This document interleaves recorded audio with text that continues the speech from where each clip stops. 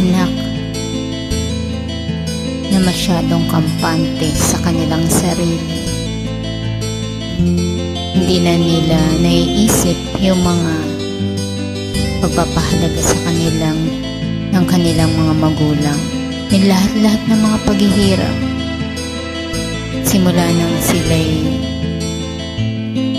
maliliit pa hanggang ngayon na napalaki na sila. Yung mga ibang anak, kahit na nakikita naghihirap na yung kanilang mga magulang, lalo-lalo na yung kanilang nanay. Todo kayod, todo sa pagtatrabaho, ni hindi magawang matulungan.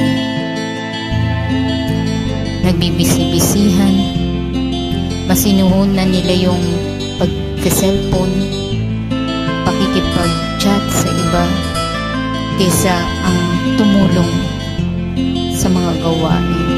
Kahit na nakikita nila yung kanilang nanay na nagkakanila kuba na lahat kinikilos, sila baliwala lang sa kanila. Bakit may mga ganitong klase ng mga anak? Nasaan ang mga pagmamahal nyo sa magulang nyo pag ganito? Nasaan ang respeto nyo sa magulang nyo?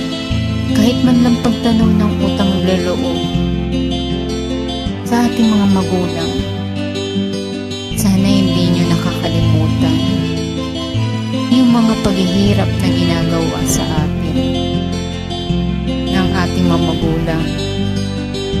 Since nung bata tayo, di pa tayo marunong magsalita, tinuturuan tayong maglakad, inalalayan tayo, lalo kapag ka nagkakasakit. Talagang hindi natutulog, lalo na ang ating mga nanay. Diba? So, yung ibang mga anak, nakukuha pang bastusin, lapastanganin yung kanilang mga magulang, lalo na yung kanilang mga nanay, kapag sila'y pinangangaralan o sinisita sa lahat ng mga kamaliyang ginagawa nila. Bakit may mga ganitong klaseng mga anak na hindi man lang ilabutan sa mga inaasal nila? Hindi nyo ba alam na yung mga magulang nyo, lalo na yung nanay nyo, sila ng totoong nagmamahal sa inyo?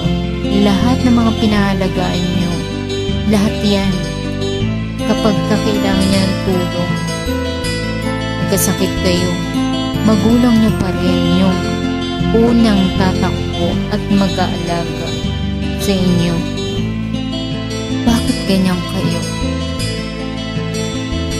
Kung nalalabi pa yung kanilang buhay dito sa mundo, ipakita nyo, iparanas nyo, ipakita nyo yung inyong respeto at pagmamahal sa pamamagitan ng pagtulong sa kanila. Huwag nyo silang lapastangin at sagot-sagutin sa mga hindi magandang salita. Mahalin ang mga magulang, lalo na yung iyong nanay. Yun lang.